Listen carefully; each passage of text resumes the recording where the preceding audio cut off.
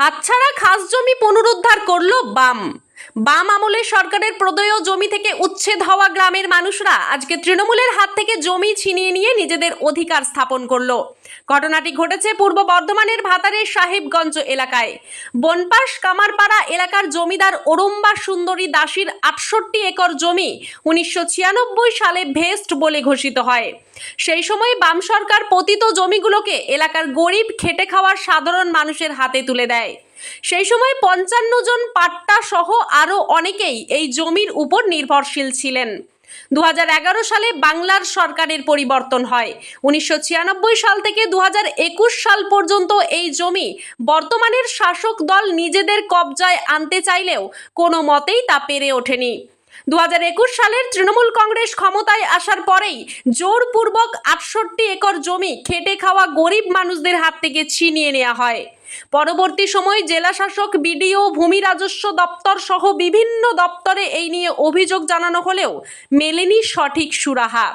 খেটে খাওয়া গরিব মানুষদের নিজেদের অধিকার ফিরে পাওয়ার জন্য তাদের সঙ্গে আন্দোলনে পরিপূর্ণভাবে সামিল ছিলেন বাম সংগঠনগুলি।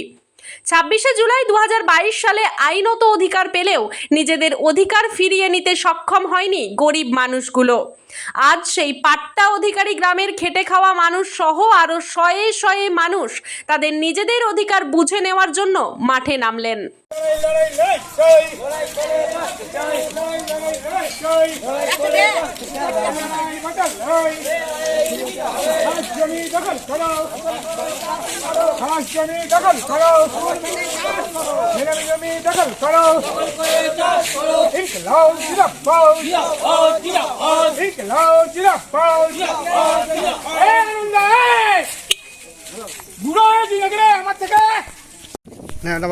এই কমরেড, আপনারা জানেন যে বামফ্রন্ট সরকার আসার পর যখন ৭৭ সালে এলো তখন পশ্চিমবাংলার কঙ্কালসার ছিল, মানে কঙ্কালটা হচ্ছে দেখা যেত, কোনো কিছু মানুষ খেতে পেত না, কাজ পেত না, মজুরি পেত না, কোনো কিচ্ছু পেত না।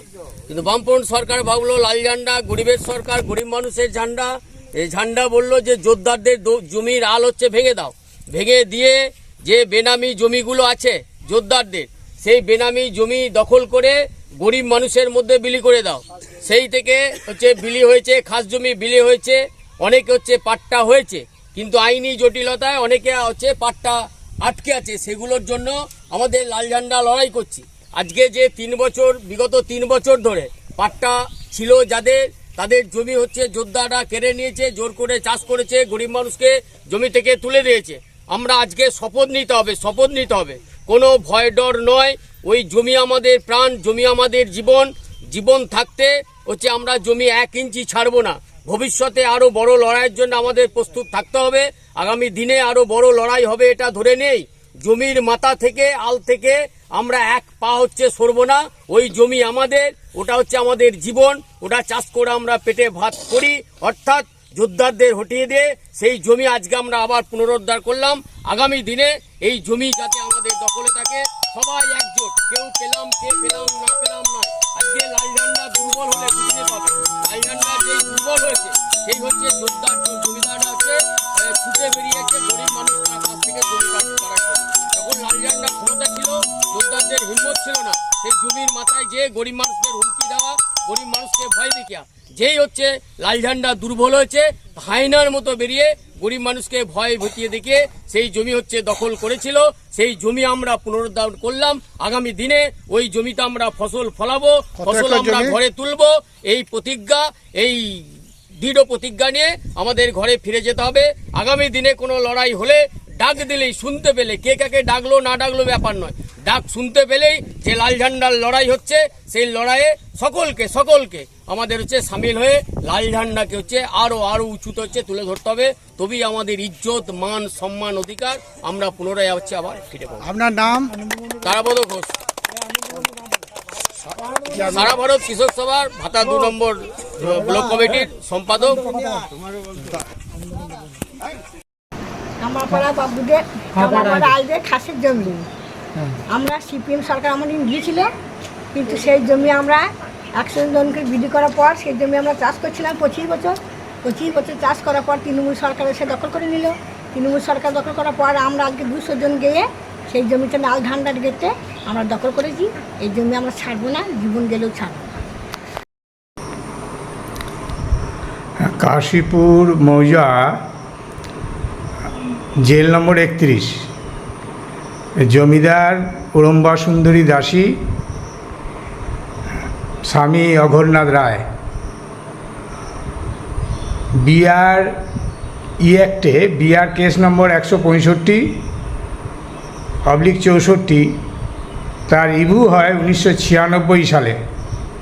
সেই রিভিউ অনুযায়ী মোট 68 একর জায়গা কাশীপুর মৌজায় 65 একরের মতো, এবং বনপাস মৌজায় 1 একর,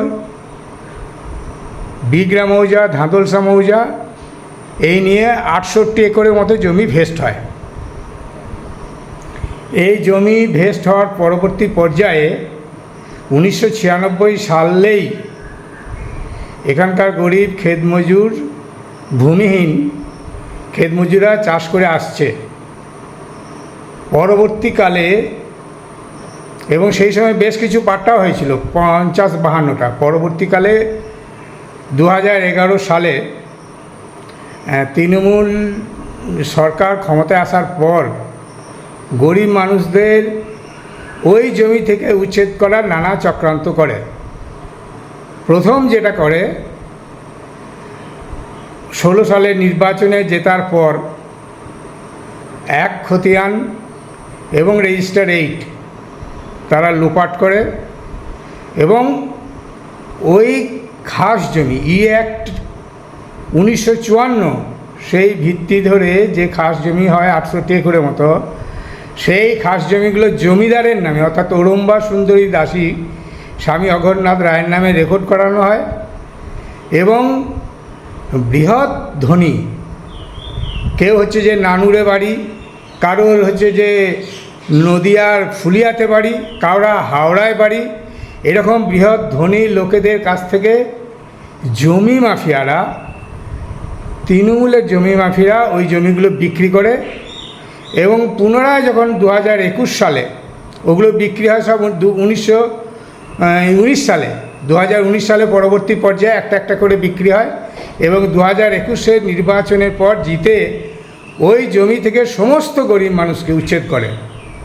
পাট্টা আছে 40-45 জন, 55 জনের মতো লোকের পাট্টা আছে, সেই পাট্টা জমি থেকেও উচ্ছেদ করা হয়।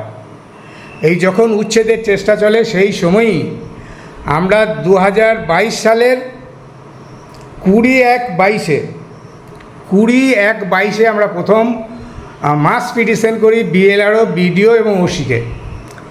পরবর্তী পর্যায়ে আমাদেরকে কথা দিয়েছিল, মাস পিটিশন করার পরও আমরা জমিতে নামি। পরবর্তী পর্যায়ে অশান্তি, নানান রকম ভয়ে তারা আমাদেরকে কথা দিয়েছিল বসবে, কিন্তু বসেনি। পরে আমরা আবার ডিএমের কাছে 23/2/22 জেলা শাসক এবং DLRO এদেরকে আমরা আবার গণদরখাস্ত করি, এবং সেই দরখাস্তর কপিগুলো জমা দেওয়া হয়। সেই 2022 সালের পর থেকে লাগাতার আমরা হচ্ছে যে দরখাস্ত এবং ওই যোগাযোগ করার পরবর্তী পর্যায়ে দেখা গেল যে একটা ওই 57 ধারা মতো একটা নোটিশ করেছিল মিস পিটিশন, যেটা 26/7/22 তারিখে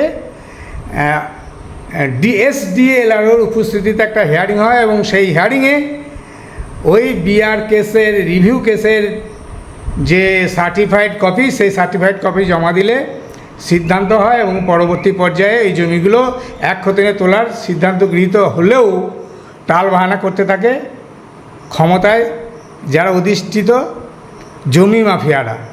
কিন্তু আমরা লাগাতার আন্দোলন লড়াইয়ের ফলে BDO অফিসে, BLR অফিসে আমরা কখনো হচ্ছে যে মাস ডেপুটেশন দিই, কখনো ঘেরাও করি, আমরা হচ্ছে যে কখনো প্রতিনিধিত্বমূলক ডেপুটেশন দিই, এবং এই ডেপুটেশন 4-5 বারও দেওয়া হয়। পরবর্তী পর্যায়ে দেখা গেল যে ওই জমিগুলো সরকার খাস বলে 1 খতিয়ানে নথিভুক্ত করে এবং রেজিস্টার 8-এ তোলে, এবং তা সত্ত্বেও এই জমিতে যাতে নামা না যায় তার জন্য হুমকি দিয়ে যাচ্ছিল। কিন্তু গরিব মানুষ হচ্ছে যে তারা জোট বেঁধে কৃষক সভার নেতৃত্বে, মূলত সারা ভারত কৃষক সভার নেতৃত্বে, জেলা কৃষক সভার হচ্ছে যে নেতৃত্ব কমরেড সুভাষ মণ্ডল, কমরেড হচ্ছে যে ওই হক নজরুল হক, তারাপদ ঘোষ, এবং হচ্ছে যে ভাতার ব্লক কৃষক সভার কমরেড মানব সাহা, গণতান্ত্রিক আন্দোলনের নেতৃত্ব মামাচরণ ব্যানার্জি, শীতাংশু ভট্টাচার্য, এদের সকলের নেতৃত্বে আমরা ওই জমি দখলের জন্যে চেষ্টা করি। এবং আজকে সকালে ওই সমস্ত নেতৃত্বের সহযোগিতায় কৃষক সভার উদ্যোগে আমরা হচ্ছে যে জমি দখল করি, জমিতে ফ্ল্যাগ দিই, এবং আগামী দিনে গরিব মানুষ 2 শতাধিক গরিব মানুষ, মা বোনেরা এবং হচ্ছে যে ওই পাট্টাদার ভূমিহীন ক্ষেতমজুর প্রত্যেককে জোট বেঁধে মাঠে নামে এবং জমি ওই লাল ঝান্ডা দিয়ে মিছিল করে তারা জমিতে নামে, জমি দখল করে এবং দৃঢ় প্রত্যয় আগামী দিনে ওই জমি শুধু চাষ করা নয়, পাট্টা যে আছে সেই পাট্টা রেকর্ড করা, এবং 2-4 জন এখনও যে পাট্টা পায়নি তাদের পাট্টা পাওয়ার দাবি নিয়ে আরও বৃহত্তর আন্দোলন হবে। এটা হচ্ছে যে সিদ্ধান্ত। এবং আগামী এই যে সামনে চাষ আসছে, এই চাষে দাঁতে দাঁত চেপে লড়াই করে প্রতিটি গরিব মানুষ এই জমিতে চাষ করবে। এই নিয়ে গরিব মানুষ যেমন দৃঢ় অঙ্গীকারবদ্ধ, কৃষক সভাও এই লাল ঝান্ডার নেতৃত্বে এই জমিতে গরিব মানুষকে পুনর্বহাল করার দৃঢ় অঙ্গীকার নিয়েছে। ভাতার থেকে সঞ্জয় মণ্ডলের রিপোর্ট, সোজা কথা নিউজ, পূর্ব বর্ধমান।